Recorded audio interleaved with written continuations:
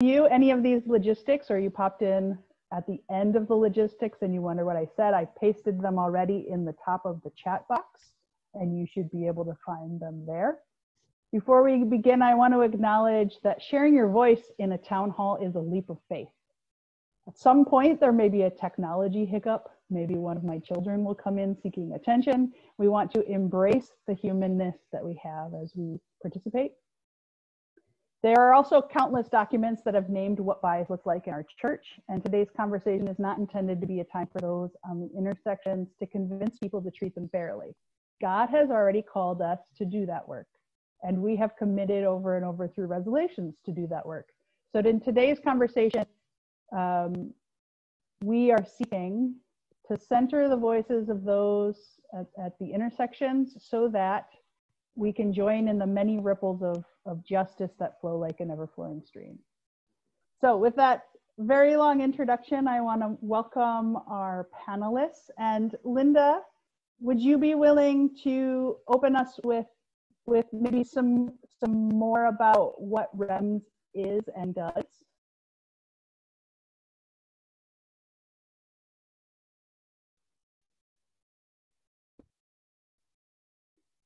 Trudy, would you be willing to tell us about what REMS does? Let me unmute you real quick. There you go. Yeah, I was sure about that. Linda might be having some technical issues.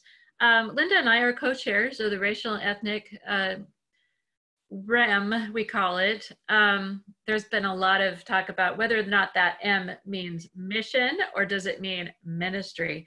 And Linda and I like it to mean ministry. Discipling team. So that's what we are. We've been gathering now for a number of years. The people that I see, Nelson is new to our synod in the last 2 years. Before that we had Anne has been on the committee, Stephanie's been on the committee, Linda has chaired it, I'm co-chaired it with Linda. There are a number of other folks that are not here right now but have served on the committee. Our goal, in short, is to dismantle racism in our church, in our synod, and in the world. A synod is a geographical, most of the time a geographic area. Our area is quite large geographically. We are Lutherans in the Evangelical Lutheran Church in America. And I said that really fast. Evangelical Lutheran Church in America. And we've been Lutheraning around since 1988. And our region is the coast of California over into Nevada. We go as far as south as Visalia, I believe, California. So like the valley, the San Joaquin Valley, is part of our region, and all the way up to the California border. We have a very white church, despite the fact that we are in a very diverse and multicultural geographical area. And that is probably one of our main missions, is to, there's where the mission comes from. Our main effort is to make our churches look more like our neighborhoods and to embody the multicultural and diverse people that we are in this region, rather than limiting ourselves to an all white or a predominantly white church. So would anyone else on the panel have an addition to that?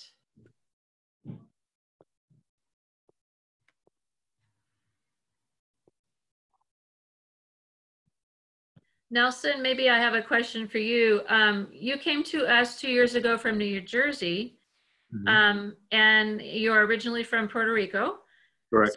So, have you been on other teams that are working toward the same goals, and what was that like in comparison to coming to this region? Well, in New Jersey, I was chair of the Immigration Task Force, and also one of the allies of I'm a member of the LGBTQ task force in the New Jersey Synod as well as an ally. And I also was a former president of the the Lutheran Association for Hispanic Ministries of the ELCA. There's a church-wide position that's elected by the community. So I have seen the work of the church in that sense in a church-wide national level. And I think the biggest difference that I saw when I came here about 2 years ago, 2 years ago and 2 months, to be exact, is probably the lack of development in that area in this Synod. I think other synods in the Northeast are more developed, including leadership. I was very surprised at how Caucasian the leadership was, both at the level of pastors and leadership in general. I was not used to that in the East Coast, to be honest with you, and it was a shock to me. And I have shared this before, so yeah. So one of the things that we haven't gone around to do yet, so now we've talked a little bit about what REMS is. I'm wondering if maybe we can say what our names are, what our contacts are, and if there are ways that you identify. If you could name them for yourselves, it would help us when we're speaking together, because then we'll have some reference for that. I'll start to be an example. I'm Megan Rohrer. I'm the pastor at Grace Lutheran in San Francisco. I've been working with Just Lutheran for probably over a decade, doing some justice-bound liturgies. Trudy, why don't you go next? And then if you would invite the next person to go, that'll keep us moving. Hey, I'm Trudy Franzen. I have been a pastor about 12 years, and I'm the pastor of St. Stephen's Lutheran Church in El Dorado Hills, which is in the foothills next to Folsom on the east side of Sacramento. I spent about 13 years in the Central Valley. I went to Fresno State, go Dogs, and I was a teacher. Taught junior high and high school Spanish, English, and English as a second language before I went to seminary at Pacific Lutheran Theological Seminary. And I've had a passion for this work since I was a little kid.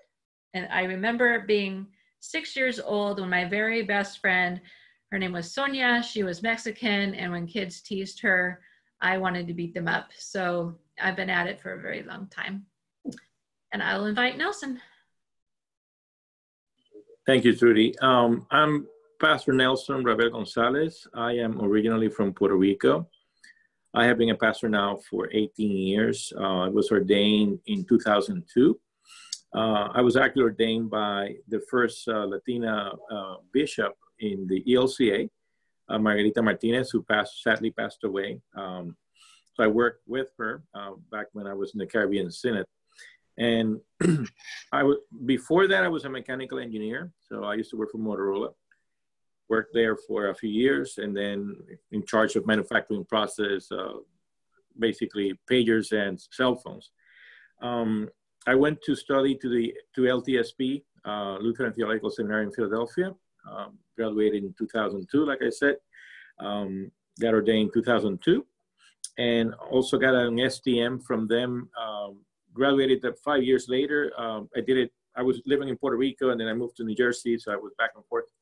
I finished it, Bible and Luther. Then after 13 years of being a pastor at a congregation who was located in the southern part of the state of New Jersey, it was a Caucasian congregation, but after we were able to make it more multicultural.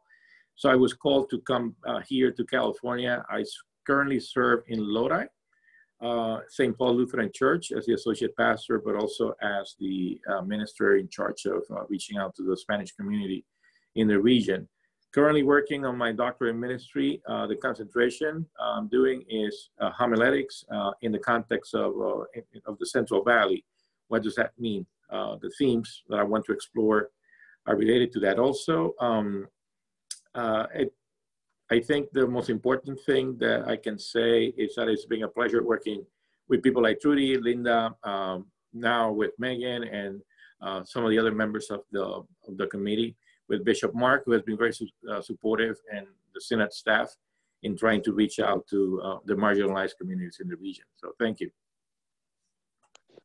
And I'm going to ask, let's see here. I'm going to ask Anne. Is it? There's a white line on top of your name. There you go, Anne. There you go. Thank you, Anne.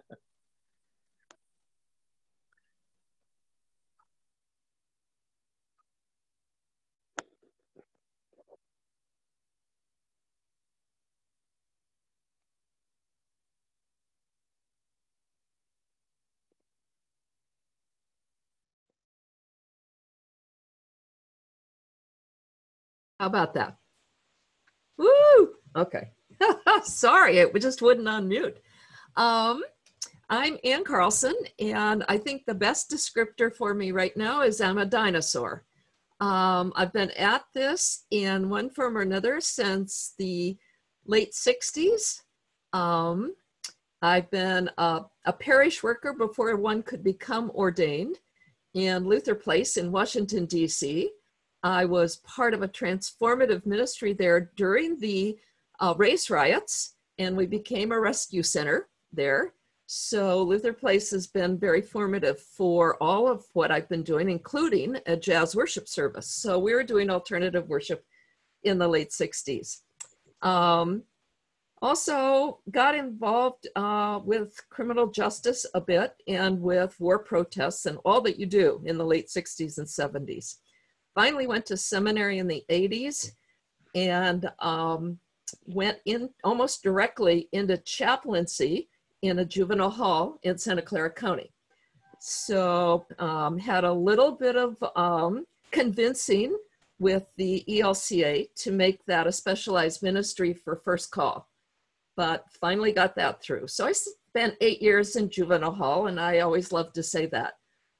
Done some publishing with both the women of the ELCA and the ELCA, workshops and some small publishing with the social justice system for juvenile justice, and have been a part of, I've been a pastor for 25 years, and been, what else?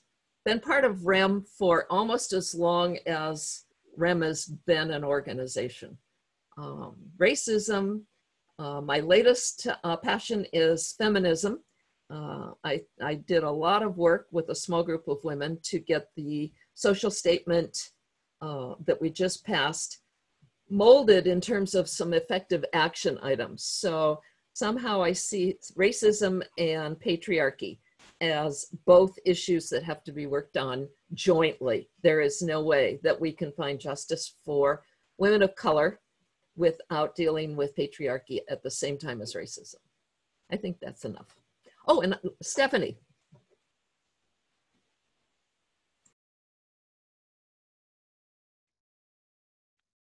How do I?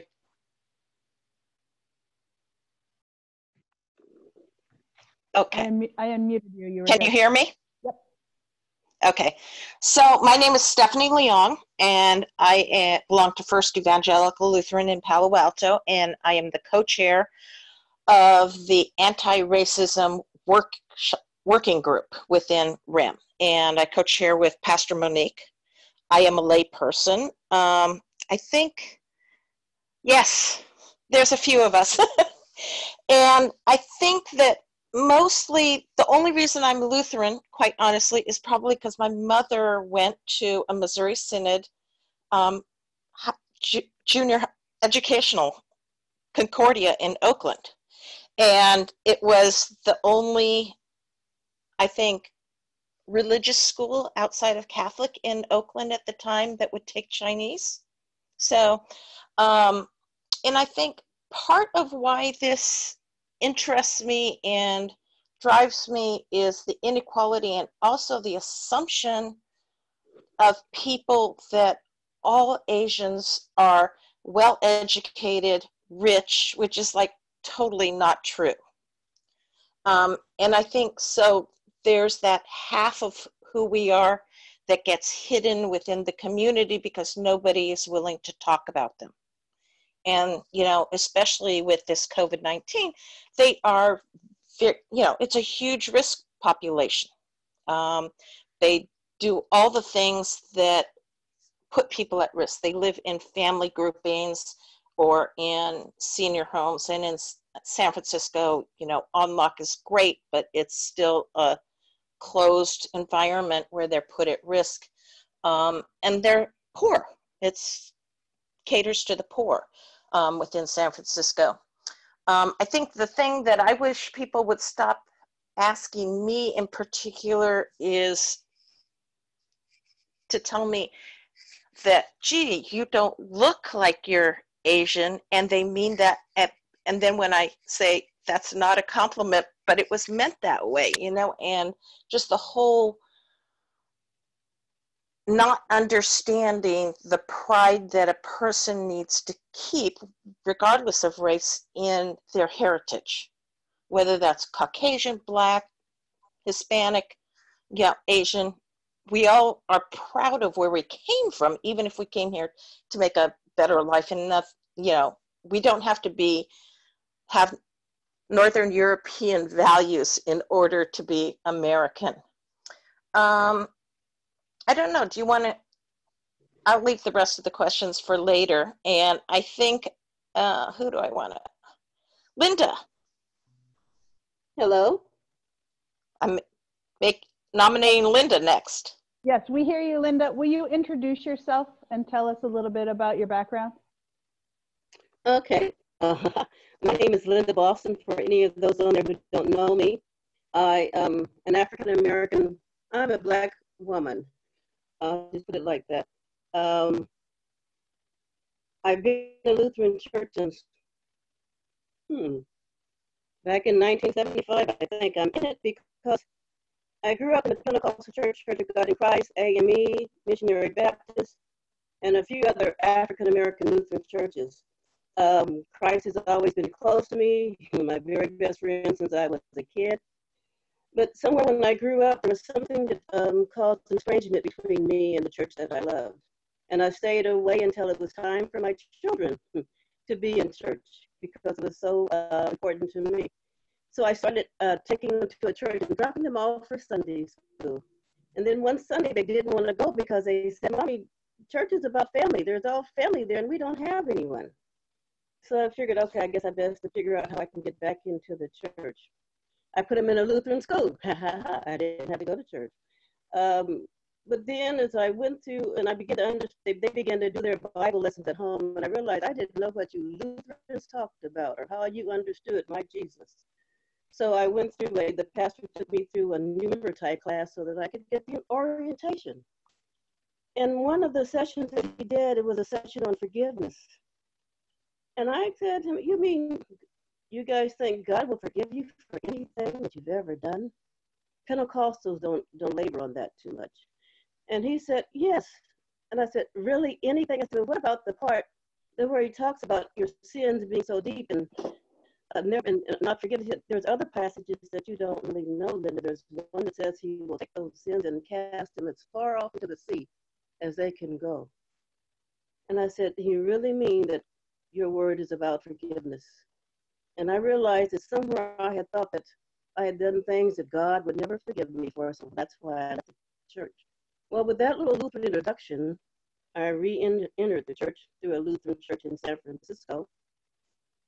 And from there, I went to seminary from that same little Lutheran church.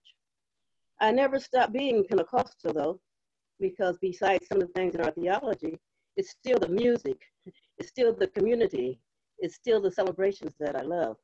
But that's how I got into this church.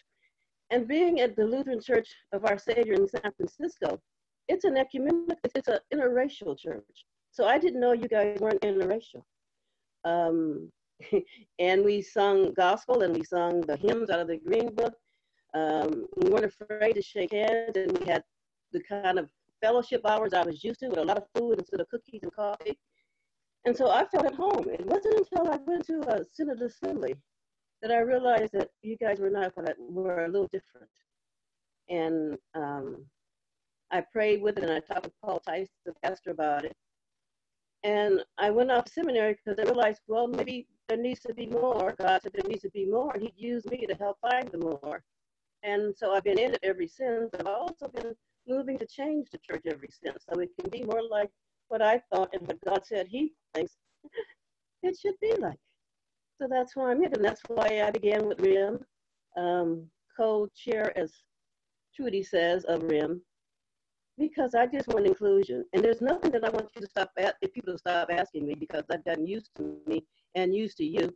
And maybe somehow in answering the darn questions, I can help you understand better and we can get along better. That's it. Nice. Julie, would you be willing to introduce yourself?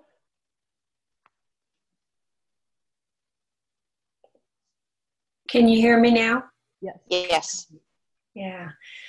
Well, I'm actually a nurse practitioner, and it was a patient that first invited me to the Lutheran Church in Long Beach back in 1980.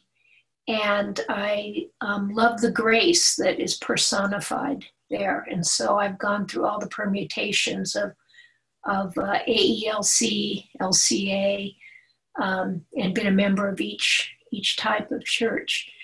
But I would say that probably, I guess we lost our son in 2011. He was 21, and then a couple years after that, I just couldn't stand seeing so many other mothers, particularly African-American mothers, losing their sons.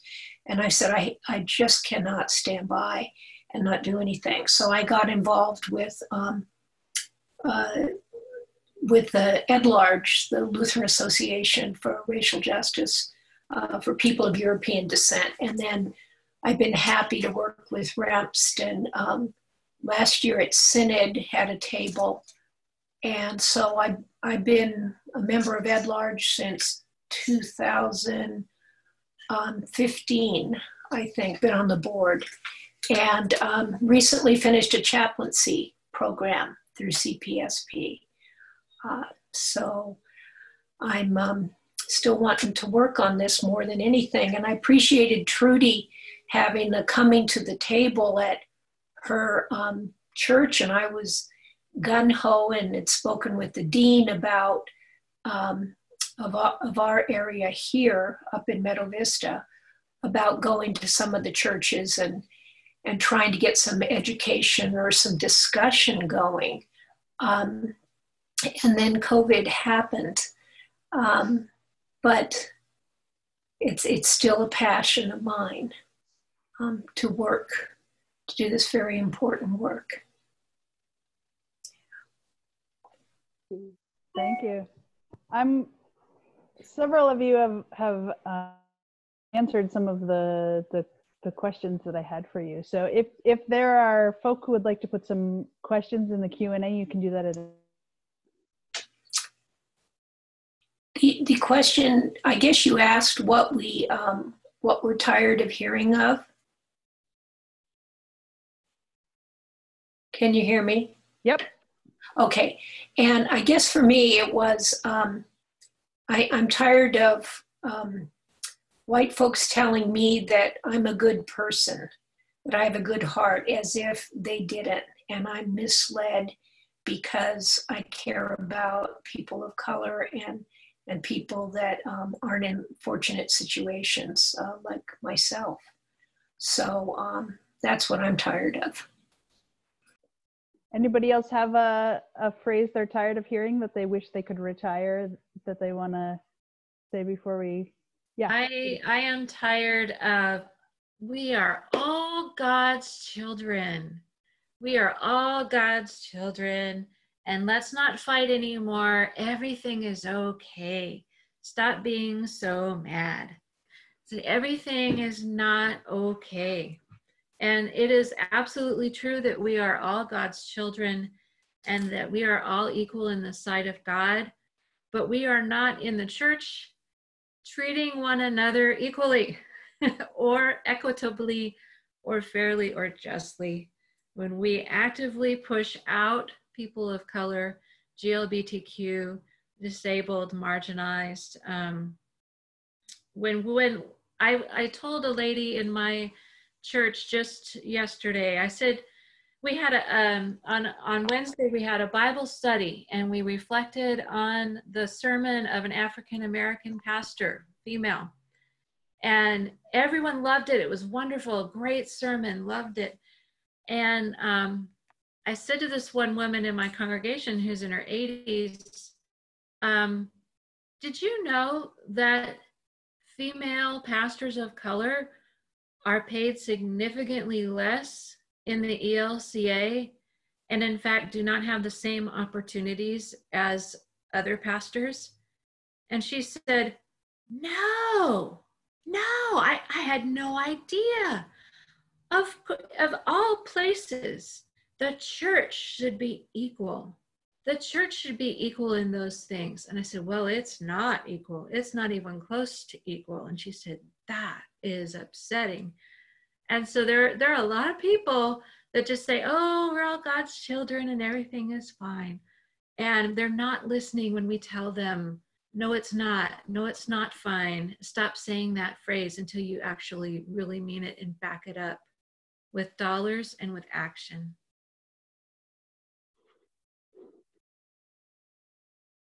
I think in my case, Pastor Nelson here,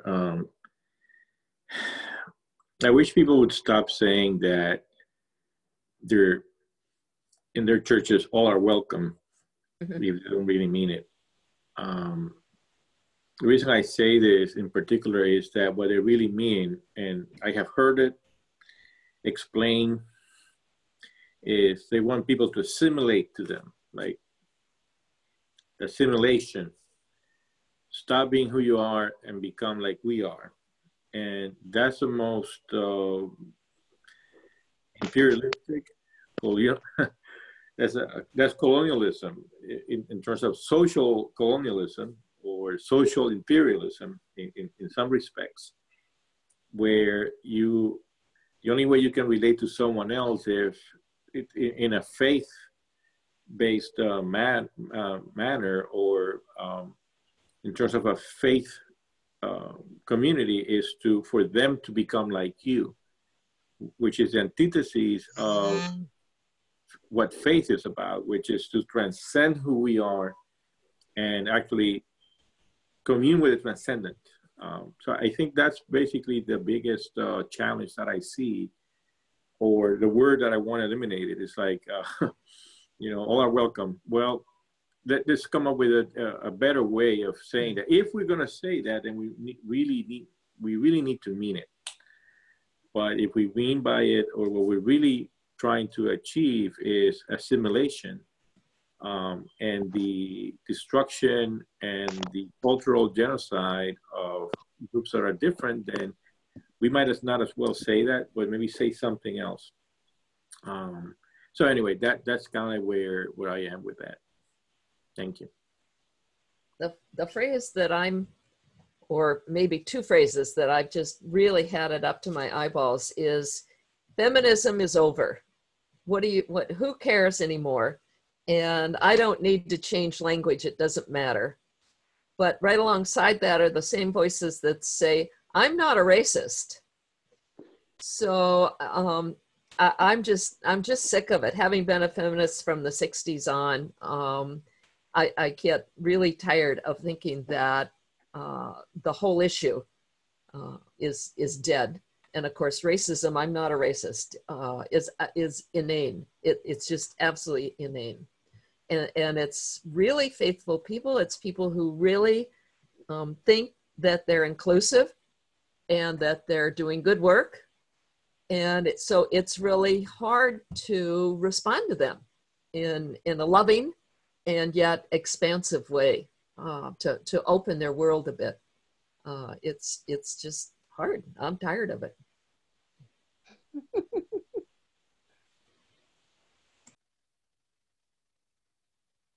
Anyone else got something they're tired of hearing they want to get out? Because I'm going to switch to positive things, and I don't want anyone to be stuck with any of the pessimism they've got in there. No? All right. I guess not to differ, but mine would be, there is no such thing as racism. Mm-hmm. And the only reason is the young man who was jogging was killed because there is such a thing as racism. And you may go into our intellectual ways of defining it and undefining it, and whatever you want to deal with it. But it's an old sin of the world, not just America, to say that somebody is better or less than and to try to subjugate them. Yeah. Yeah. So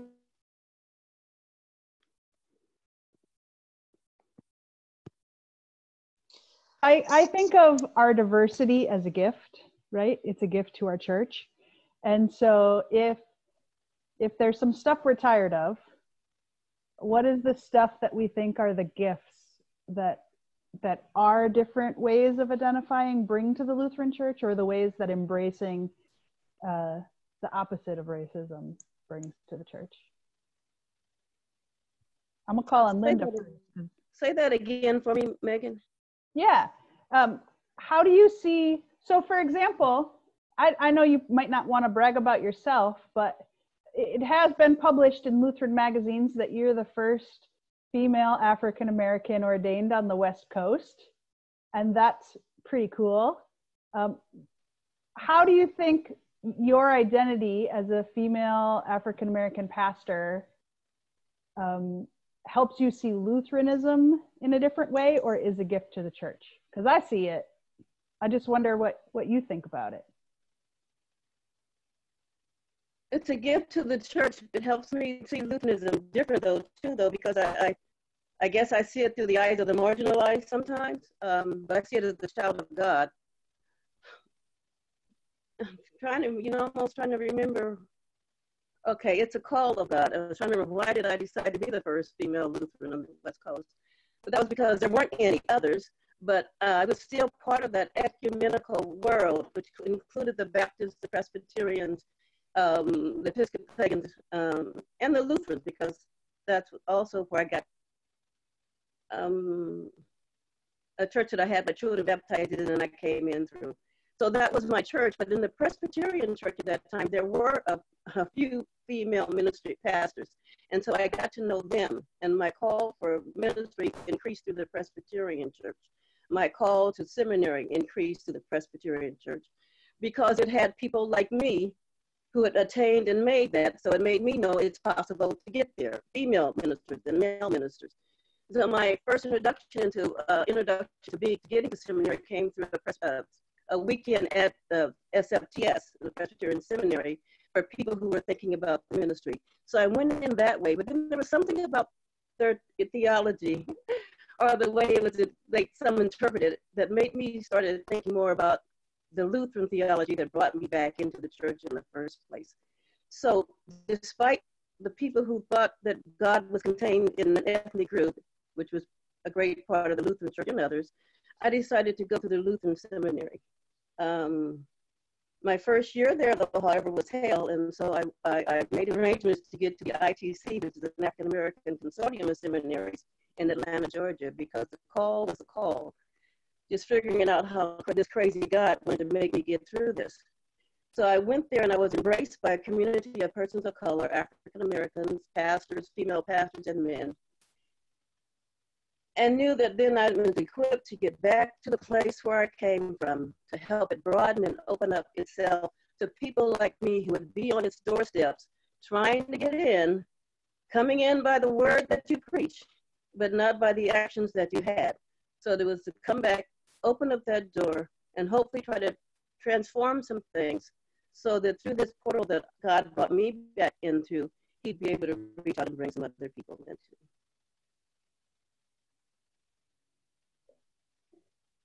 Thank you for sharing that, because I think there's a lot of people who have that same seminary struggle. And maybe the question you lifted up, that's an important question to just name.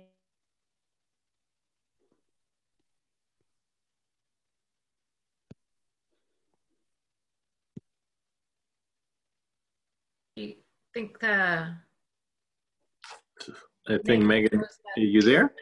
Yes. Megan, you just dropped off. Yeah, you dropped out. There you go. Great is the mystery of our Wi-Fi. Now you are unfrozen. Trudy, do you got any answers that you want to share with us? Let it go. I have been so blessed and so I have had my mind expanded by theologians of color. And I just would name a few. Do you remember a book, Nelson, called Jesus is my carnal? Or have you heard of that expression, Jesus is my carnal? You know, carnal is a word in Spanish that's used to talk about your bosom brother. He's my carnal. Carne in Spanish is the flesh. It is meat when we talk about eating meat, but it's flesh. And when you say that someone is your carnal, it means that they are flesh of your flesh, blood of your blood, bone of your bone. They are your buddy. Buddy is not a strong enough word. It's just, it doesn't translate well enough. They are with you no matter what. And that Jesus, when Jesus came in the flesh and said, God's self came in the flesh and said, put a nappy on my butt, wipe my barf. I will depend on you to take care of me and feed me and love me and keep me safe. When God did that, God became carnal with us. God became one of us. And I would not have understood that if it had not been put to me by a Spanish speaker. It expanded my thoughts, my ideas about the incarnation. It expanded my heart. And there are countless other examples of how people of color from different cultures, Andrew Park's concept of Han has expanded my heart. And you should look up his book on Han. His name is Andrew Park. He's a theologian. There's just been so much. Oh gosh, Mitzi J. Smith and her writing, her womanist theology is top notch. It is top notch stuff. And it helps my preaching. It helps me serve my community better. And to expand and listen to voices other than Europeans, as wonderful as Europeans are, descendants of Europeans as I am, I married one, I made 3 of my own, but if we're only a descendants of European church, we are an incomplete church. We're not complete, we're not whole, we're cheating ourselves of some of the most expansive and wonderful ideas and a chance to understand God and be close to God in ever-growing ways.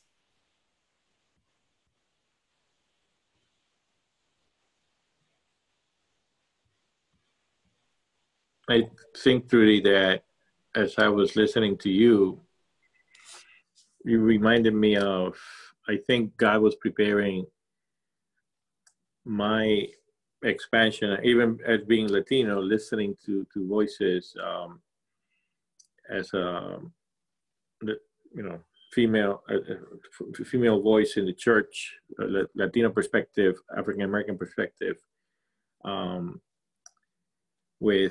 There was a book came out a few years ago, Teología en Conjunto, or Theology in Common, were different number of Hispanic, both female and male theologians. And also, I would say that for us, in our experience, what we learn from each other, and as people of color, what we see is that in the text, as we read the biblical text, what we see is our own experience. For example, be quick about it, Jesus being a migrant and a refugee.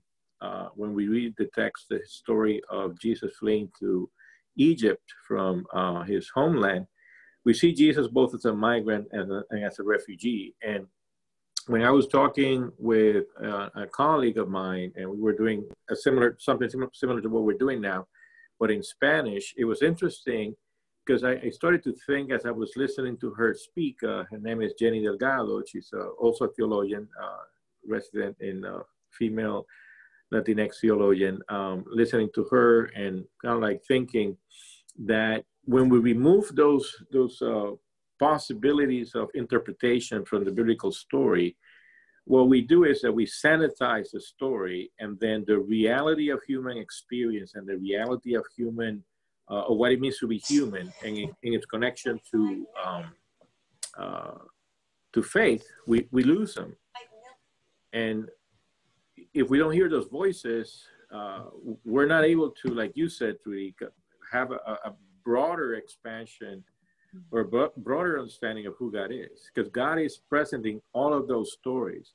For example, if we only highlight the cross and the resurrection, but we forget about the flight to Egypt, we're missing out. If we only highlight the birth, but we don't highlight Jesus calling the poor blessed, we're missing out. I think that's how stories from people of color, stories from the margin of society, of, you know, in terms of who are the underrepresented voices or the voiceless in our society, if we don't hear those voices, we miss out. And I think just in the beginning, we were talking about the church and who we are and what is the ELCA and what do we aspire the ELCA to be and become. And I think the reason why we're still 97% Caucasian is because those stories are not being allowed to lead the way of mission and ministry and how we interpret the church. And when we, hopefully one day we will, and then we will be able to reach out beyond. But as long as we keep those stories on the margins, not allow the margin to become the center, that's going to be the challenge for all of us and for the church in particular. So.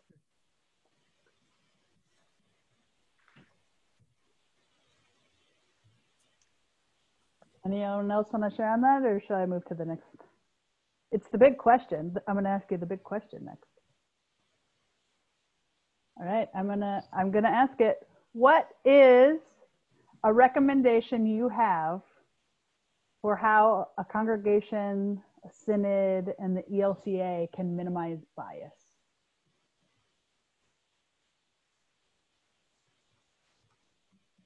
Stop One doing of the, studies. oops. Here, let's let Linda go. Studies and strategies. I mean, we have a house full of strategies that we never put into play. I don't want to see another one. Let's work on some that we have, and let's not create something else to create a new strategy. Let's get serious about doing the work and then do the work. Yes, indeed. I was hoping you would say that. Anne, did you want to go? Well, I was just going to say that for me, I think simple starts, book studies, book conversations, rather than calling it a Bible study. And a term I learned in this in the winter when I attended community organizing at PLTS is white fragility. And as I read that book, I just really am forced to get in touch with my colonist attitude, among other things. And I think it causes and calls others who read it to not be defensive, but to name reality. So I just think we need as much help as we can get as white, privileged, educated people to name our truth and to live into our truth. If I could say something, it's not to counter Anne. Megan, you said that I was listed as the first African-American female in this Senate. And I was probably the 5th African-American male or female from this Senate to be ordained into Lutheran ministry. God, that was back in 1992.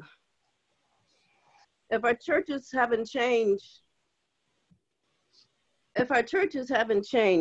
since 1992, and we've been doing everything to make it happen, we've got to start accepting and receiving leadership that may not be from European descent. Not getting rid of it, but maybe pastors should start calling co-pastors or persons of color. Maybe congregations should start calling community outreach workers that may be persons of color. Maybe we need to get bishops who are also people of color.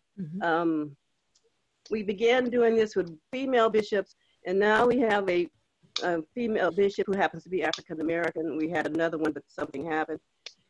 Until we're able to change those structures where we look to power and voice the pastorate, the bishopry. I became a pastor in 1992. I became a Lutheran in 1975. I've been walking this walk, fighting this fight, pushing this thing up the hill. We need to be able to see people in the congregations that resemble maybe someone other than our European ancestry. It's not a lot to get someone to go bring a volunteer in, or just a partner with maybe a church that's in the neighborhood that is different, that has people of color in it, and exchanging things or whatever. If we're gonna be serious, let's be serious and not just invite somebody in for coffee. But I think a lot of it will depend, especially on the future of the Sierra Pacific Synod. It's maybe when we can get a bishop of color or a female bishop. Well, on this, you know, there needs to be more color in the staff, and I think somehow either the lay or in conjunction with pastors to simply go out to the community and become a part of the community. When you're not a part of the community, they're not going to walk in the door. So if your neighborhood is 40% non-white and your congregation is all white, you're not drawing from your community. And if your church disappears, the community isn't going to care because you're not part of them.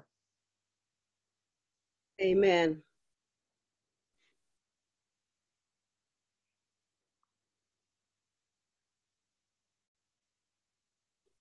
And I don't think synod, you know, the theology courses that people take teach either congregations or pastors how to really reach out to communities. People learn it through, unfortunately, through just doing it and making their own mistakes, and then they either get gun shy or they succeed.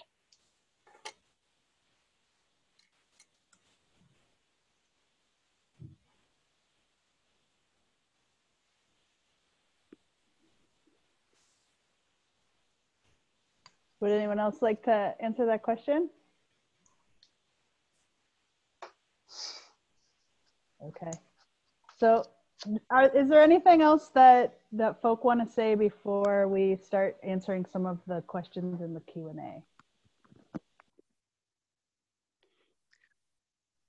Someone asked a question about books on sermons. I don't know if it was in order to preach sermons or to read sermons, but two books that I would recommend for people who are looking to preach better sermons that may deal with this is one by Henry Mitchell. Just look up Henry Mitchell, and whatever books he's got out there on preaching are good. But also Fred Craddock. So those two people, Fred Craddock can really teach anyone how to preach or how to write better sermons. And then Henry Mitchell can give you more of the emphasis that comes from an African-American community. Fred Craddock is white. He's passed on to glory, but he's white.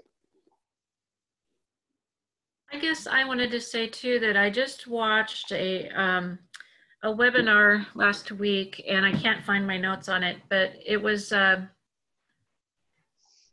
leaders from different denominations in United States and Canada talking about apologies.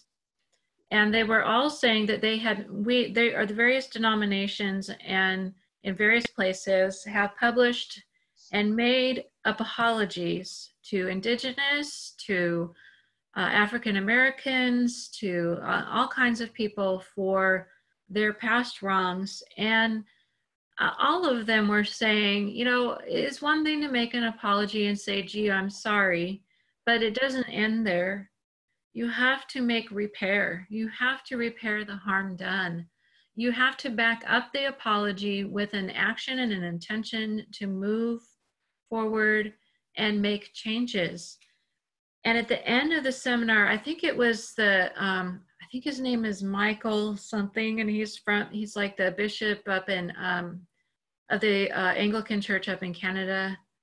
And he said, you do not want to invite swaths of brand new people, groups of brand new people to come into your church so that you can continue to do business as usual.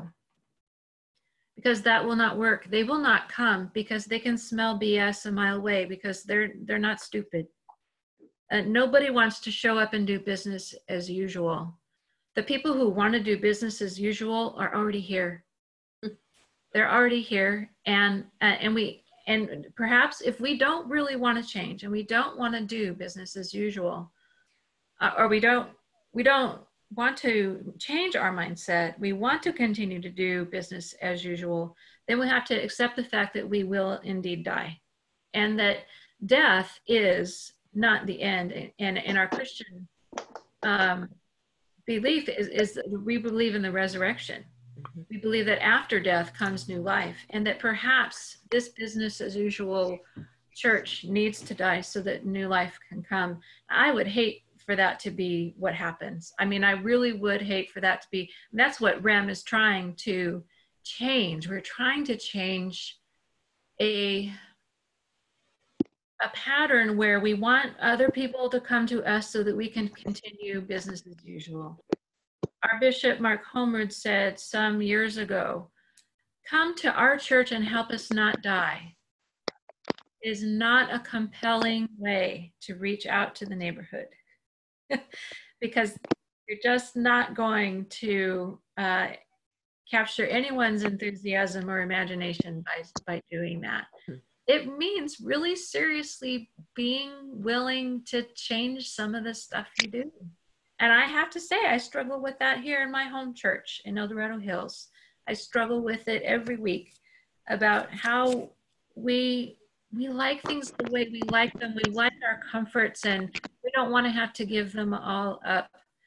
But we're not talking about trading my God for your God, or giving up my God for your God. We're talking about expanding our view of God and expanding our community and expanding the body of Christ, so that we're not just pieces and parts of the body. We're actually the whole body, whole and healthy.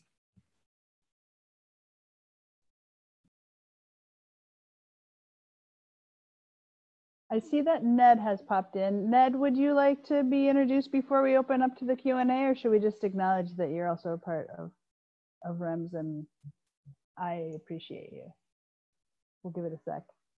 All right, I'm going to ask the question in the Q&A then, and maybe if Ned pops back up again, we'll introduce Ned. While all things are true, social norms need changing. What steps can each of us take to challenge social norms in a way that the person being challenged can receive?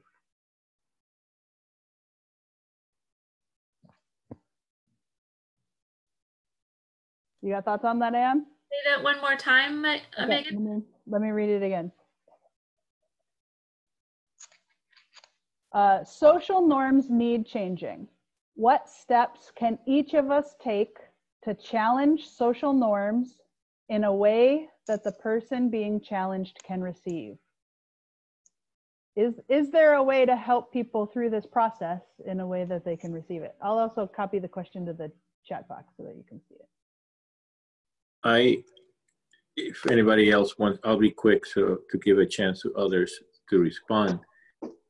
But I think that, and I'm going to be very honest here, 2016 has done a lot of damage in how we look at that question. And I have to be honest, as a person of color, as someone whose daughter, son, spouse was very affected by this in a very real way. And I think that what I'm trying to say is that there's no truth, there's no reconciliation without truth, like Desmond Tutu reminds us.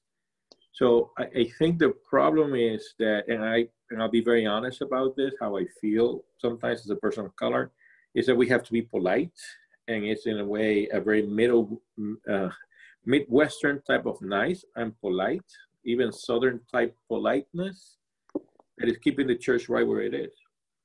Where if we are to tell the truth in love, but tell the truth, I think that the truth will set us free.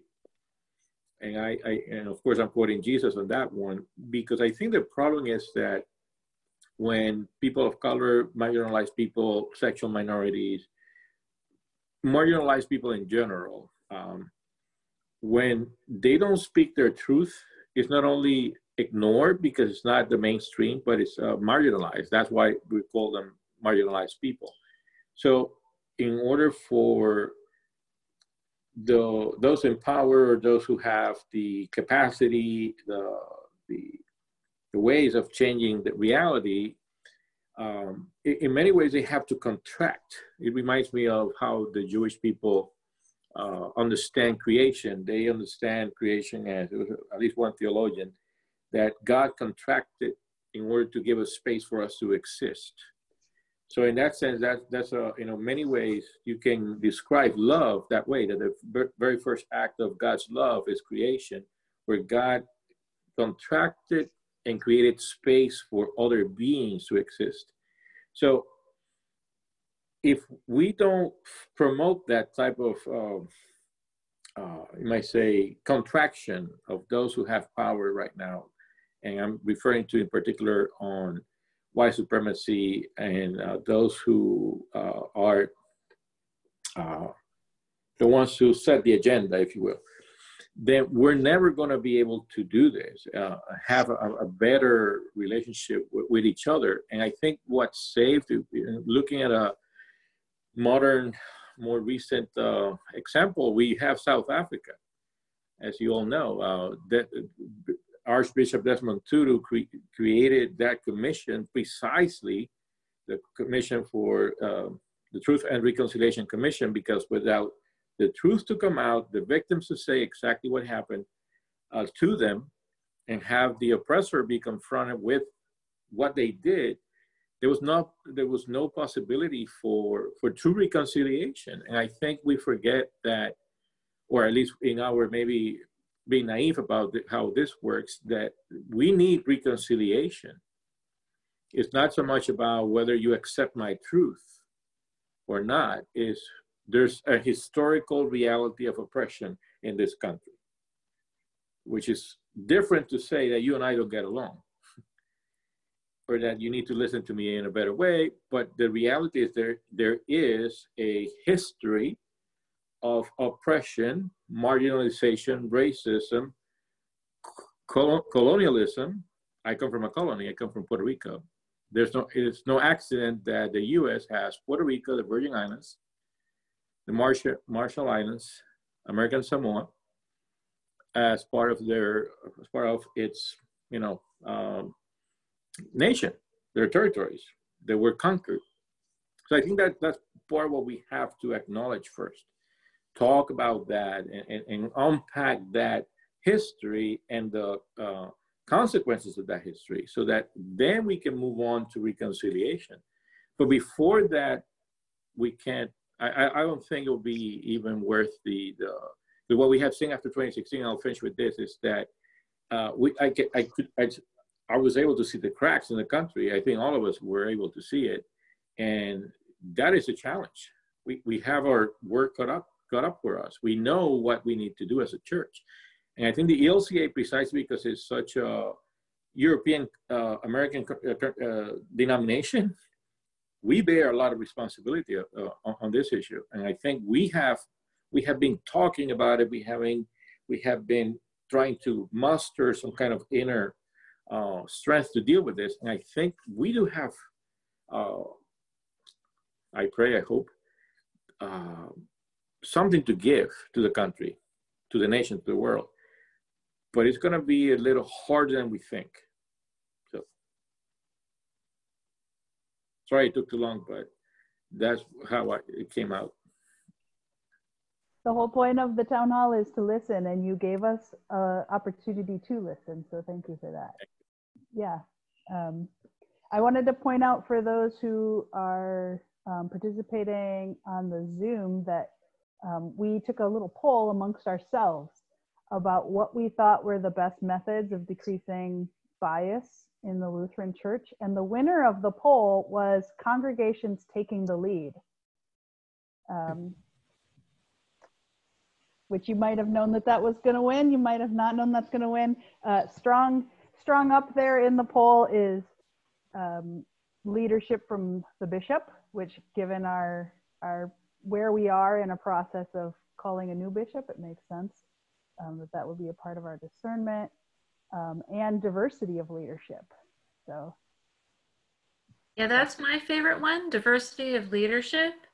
I think we need to really invest in congregations of color and in leadership from people of color.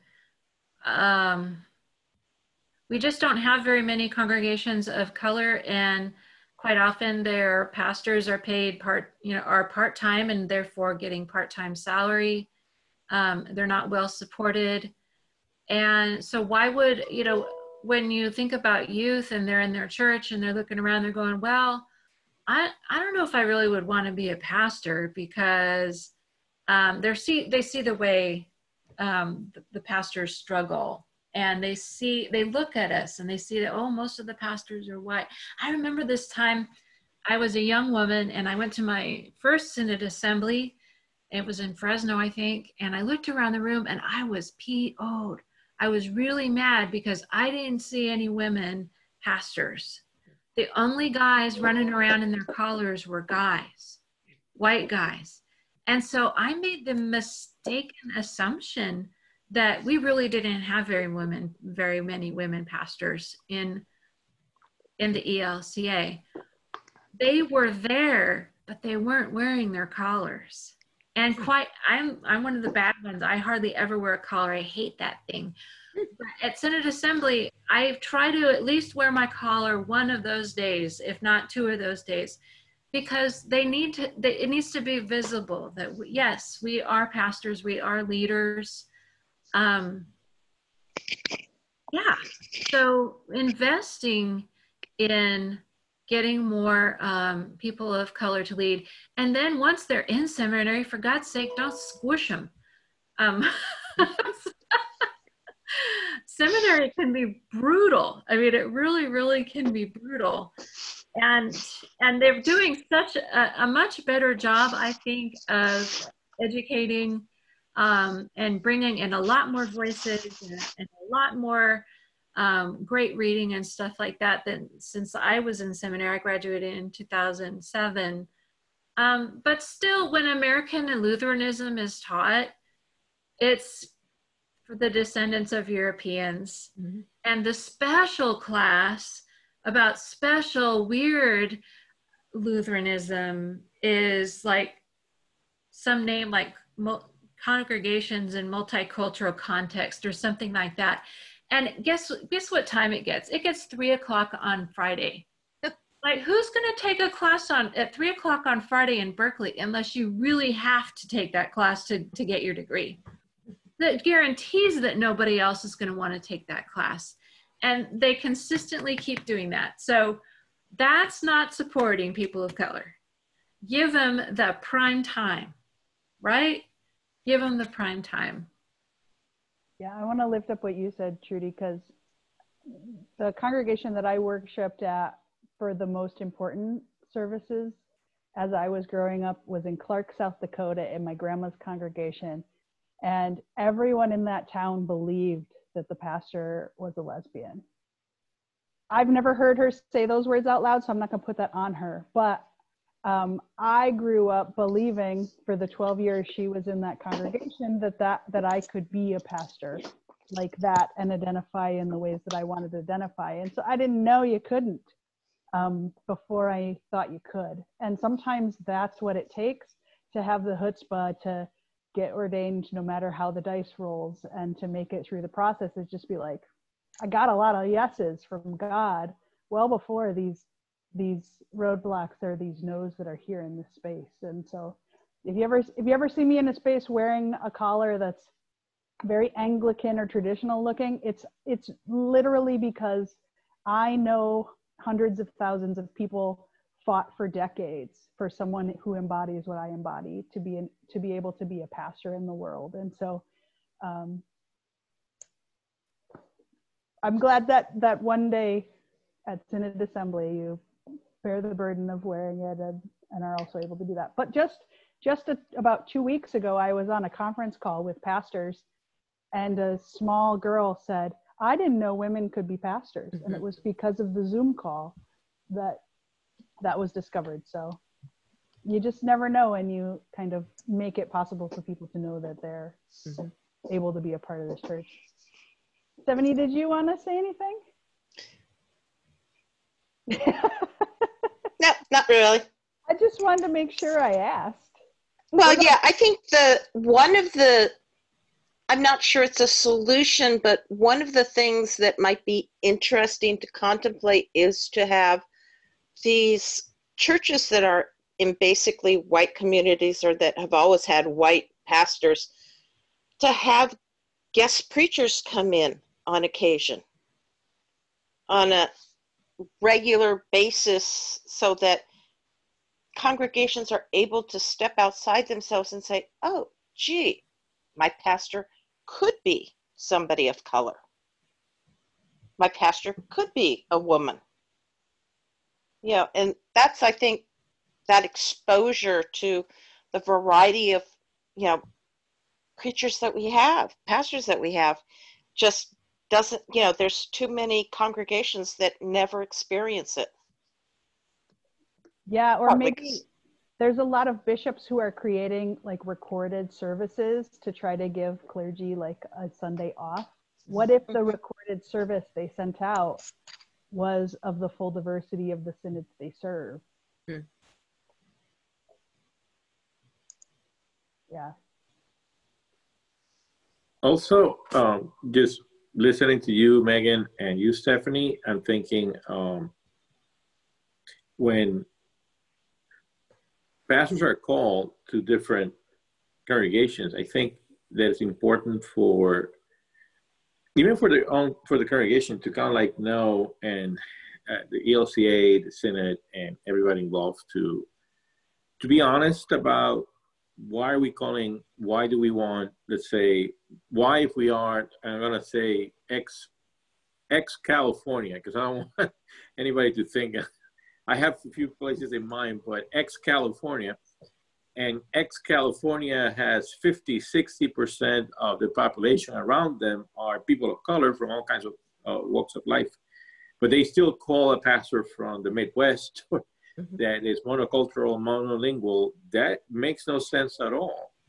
And again, the issue is not whether or not that pastor, he or she is not a good pastor. That's not the issue. The issue is the skills that community needs. The match is not, I think, as we look forward, the match is not just congregation pastor, actually congregation, pastor, community at large. Beyond, we have created, and I think these are remnants basically of, you know, our past, I guess, or a very strong influence of evangelicalism here in the ELCA. We still have those remnants from the ALC, where the emphasis is in the congregation, where we're missing the point where we're losing membership, we're losing, you know, we're declining, and then we wonder why. Well, you're emphasizing the congregation as it is, when the issue is really the community around the congregation. So a new metric should be congregation, pastor, and how you match those two, obviously, but the community. How is that new pastor coming into a community that he or she may serve that may benefit or not? And this is the question, the real question, that we need to be very, maybe more honest than we were before, may benefit or not from that pastor's leadership. And it's a hard question, right? Because we don't want to be seen as, oh, we're not, you know, suitable for that congregation. But I think what we're really doing is letting that pastor or know where he or she may actually serve in a better capacity, because then we're setting them up for failure. We saw it in New Jersey. I think and I'll finish with this, what's happening here, for example, in our region, is that the West Coast, in this particular synod, you guys are experiencing what we experienced in New Jersey 20 years ago. Really? In terms of decline, very steep decline. And I think that's where we are right now in this region. And but we still operating under the mindset that no, nothing has changed. Well, a lot have changed. There's even more diversity. There's even 35% of the population of the state is Latino, although they represent 39% of the COVID-19 cases, just so you know, it's something to pray about. You have an influx of new migrants from Asia, from the ones that were here before, obviously, and you have a new influx of people from the Middle East, Pakistani, people from, well, Asia in general, India, China, etc. But the point is that the state, for example, as a whole, is not reflected in any of our leadership whatsoever at all. And we cannot ask a question. We cannot be naive and say, well, why are we not growing? Or why we're not having a better way of connecting with the community? Well, again, we're setting ourselves for failure, and we're gonna keep doing this unless we change that paradigm. So those are my 2 thoughts. Nelson, I really want to jump in here. I really appreciate what you're lifting up. And I guess one of the things, sitting on the board of advisors for PLTS, I see us looking at alternatives for educating pastors. And I think the model that I've supported for years now is the team approach to training pastors. It's not that an MDiv isn't important, but it's not the only way to become a pastor. And the benefit of a team student is that they are coming out of their community. So if we have an Indigenous person in our neighborhood who has connected with a Lutheran community and senses a call to be the pastor of that community, I think that is much more of a positive way of starting to become more diverse, starting to really recognize that Indigenous communities or, local neighborhoods have a lot better sense of who they need for a pastor than simply being given a choice of people who've had enough money to go through a 4-year graduate program after a 4-year college program. You're going to get a very select, narrow group of people out of that group that if they have a Master of Divinity. That says a whole nother thing about people. And there can be diversity within that. But the reality is pastoring or lifting up pastors for communities needs to come out of the community. And then I think we'd see immense diversity, because expecting a tribe of nice white Norwegians, even if they're 3rd or 4th generation Norwegian like I am, I still want my pastor to be like me. I want my tribe, and I want my tribe to be honored and recognized. Well, equally, Nelson, you should want your tribe to be recognized and brought into a broader community. So I really think a strong strategy at this moment, unfortunately, PLTS is moving in that direction, is toward models that are more team-based, more community-based. And what I read from the Conference of Bishops, I probably am misquoting it, but my understanding from the Conference of Bishops is we're going to start looking at candidates much more locally, so that you may be able to, you may serve the whole national community or international, but in reality, you've come out of a setting and perhaps you should indeed go back into that setting rather than trying to mix and throw people all around the countryside. Bishops should own their candidates that come out of their synods. And so I think the whole candidacy process desperately needs changing, but is changing, and embracing Indigenous or localized candidates.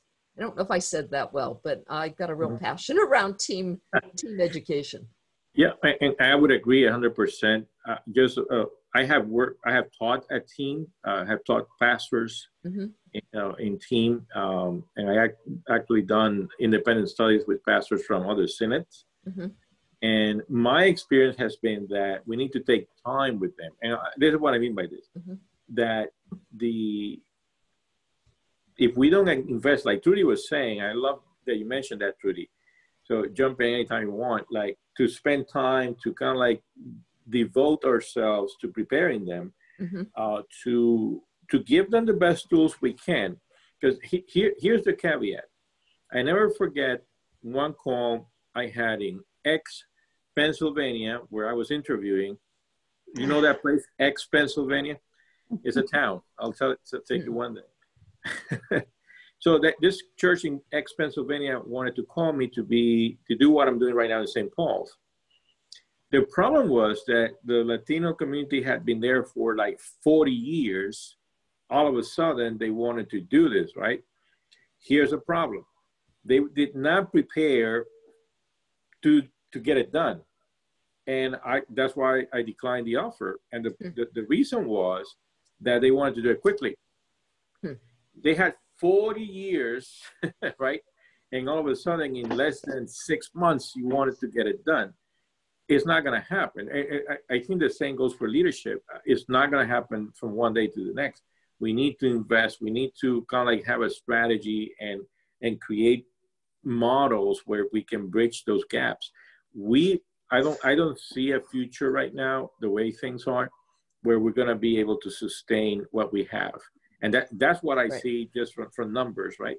So what changes do we need to do in order to engage congregations, communities, pastors, leadership, deacons, deaconesses, all assistant ministers, ministers of the word. So it's going to be very challenging. I think that's going to be the biggest. We need to invest a lot of money and time in thinking through exactly how we're going to do that. I love Can you hear me yet? Mm-hmm. Yeah. Okay, I just want to say one thing. When 1992, when I started at PLTS, the team program was first started as a way of getting more African-American pastors through the system, because we did use a model that comes out of the Black church of working in a different career, and as also being a half-time pastor. But we started that so that we could get more of our pastors into our congregations. And so the team program started from the African-American community. It soon became part of the rural community because they were having the same problem of getting pastors to those rural congregations. It has been into effect for a long, long time. It's not just about the community or the synod identifying people. It's about the church doing its scouting for people as well.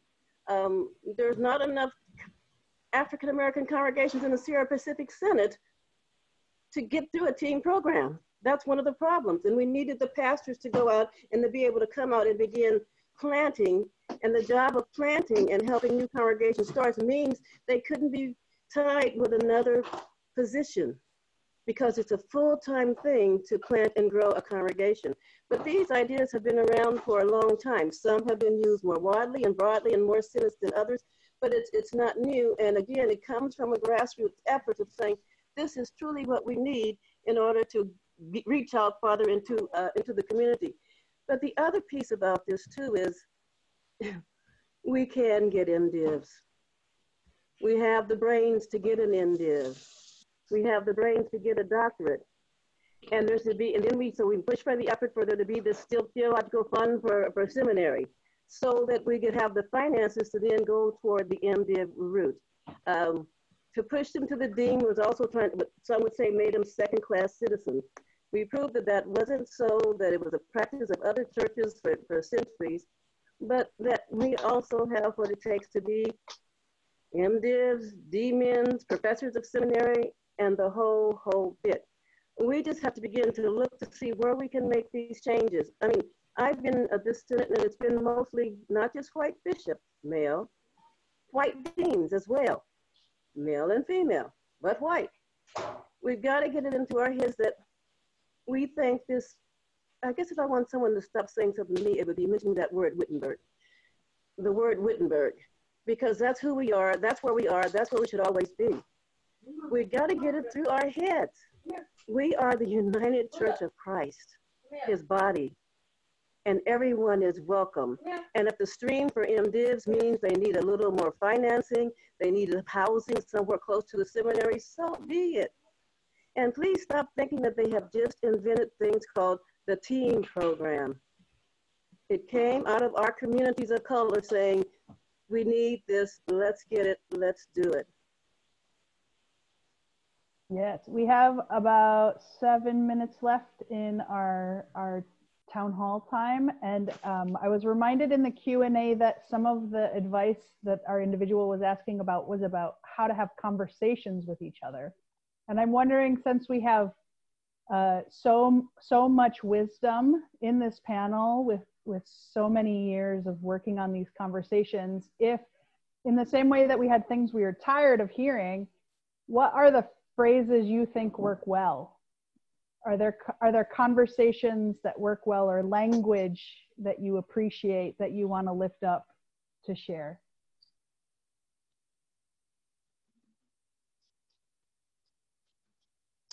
Inclusivity, INCLUSITY, only actually working on it, making it a reality. And no, I've pastored as many Anglo congregations as I have African Americans. They're not open to us in the Anglo congregation. It's a myth, it really is. It's just a matter of finding a way to make that connection happen. And I think that begins by bringing in leaders in those congregations, somehow bringing in that other presence so that people see and get used to it, and it begins to work. Inclusivity, that's just it. Let's be inclusive. I love it.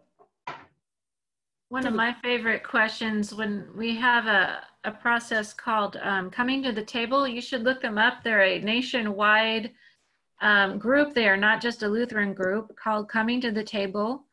And they were created as a response to a book called Slavery's Descendants.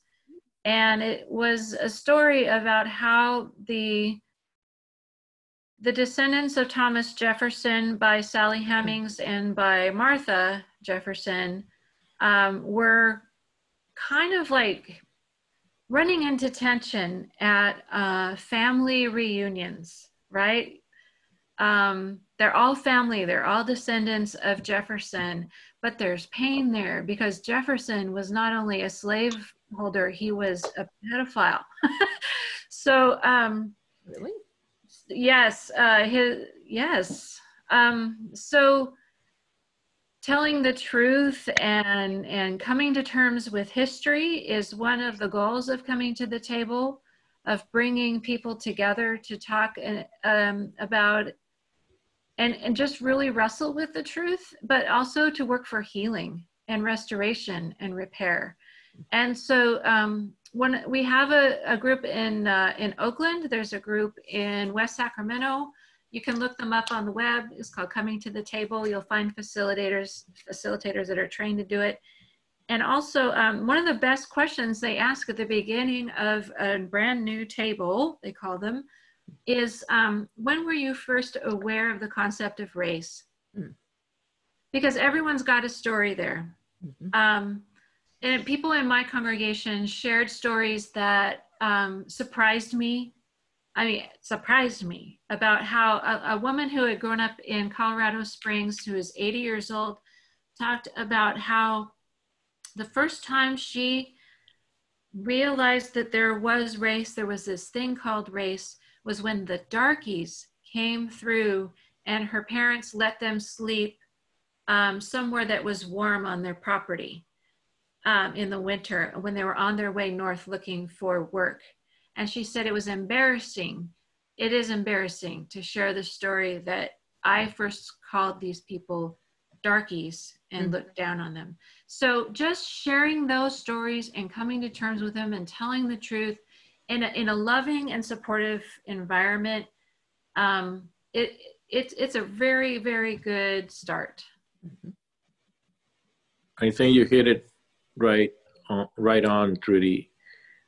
My experience has been, for example, in terms of accents, is that we tend to be, people of color tend to be very loving and compassionate to those who don't speak our language. Even if we don't find that same support. And I'll give you an example. I served in, I did my first year of fieldwork in an African-American church in Philadelphia, Emmanuel Lutheran Church in South Philly. And the first time I preached in English was in that church. And it was the first time, it was 1998, my first year living in the US. My English was still a little, not, it's not as good as it is right now. And they invited me to preach. And the support that I got, I have never seen anywhere else.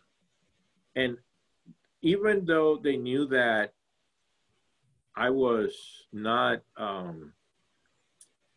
African American, although I have African roots, because I'm Afro-Caribbean.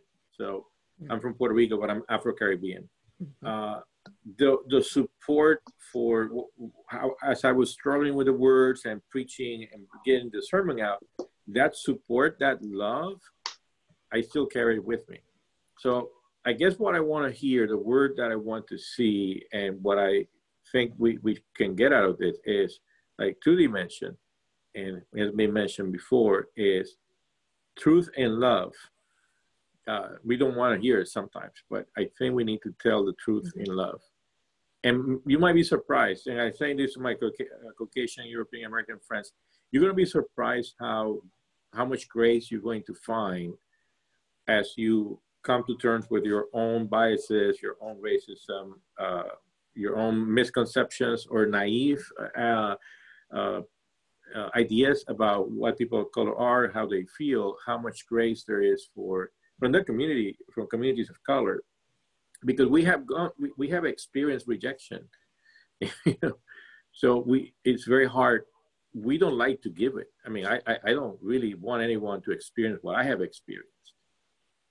When people tell you that you got good grades in seminary and I got an award, and people asked me, colleagues of mine who saw my work, and they told me, oh, so you got that award because you were poor?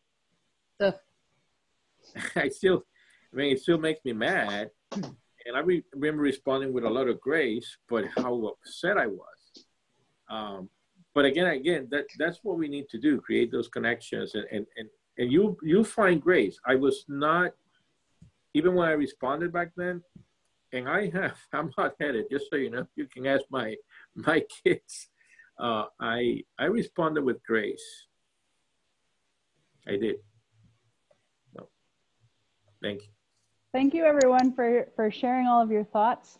Next Friday at 2 p.m. Pacific Standard Time, we'll have a panel moderated by Pastor Nicole Garcia that will also have Pastors Francis Labas and Monique Ortez and Angel Marrero and Francisco Herrera. And so I hope you will join us for that. If you have registered for this webinar, you're already, you won't have to sign in again, and you'll get an email reminder about it. You can unsubscribe and I won't know, or you can join us then, and we look forward to that.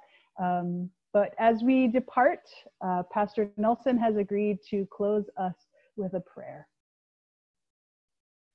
Thank you again to Pastor Reverend Dr. Megan Rohrer. Thank you. Only my grandma calls me that. Thank you. Thank you all for coming. Let us pray. The Lord be with you. And also with you.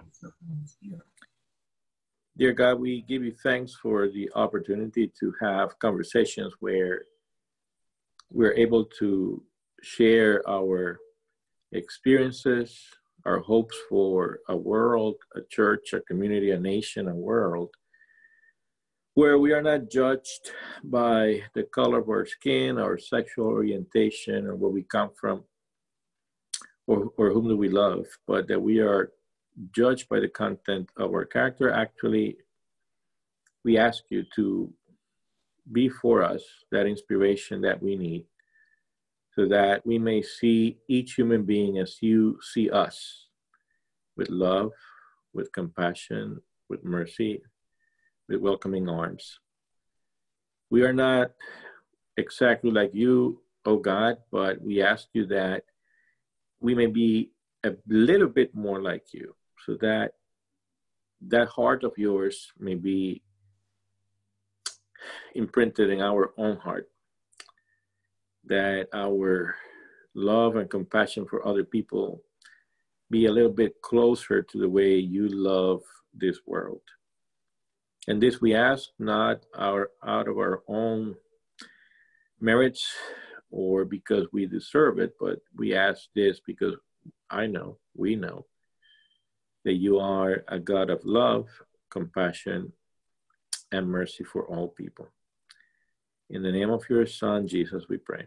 Amen. Amen. Amen. Thank you. Thank you, everyone, for joining us. Take care. Thank you.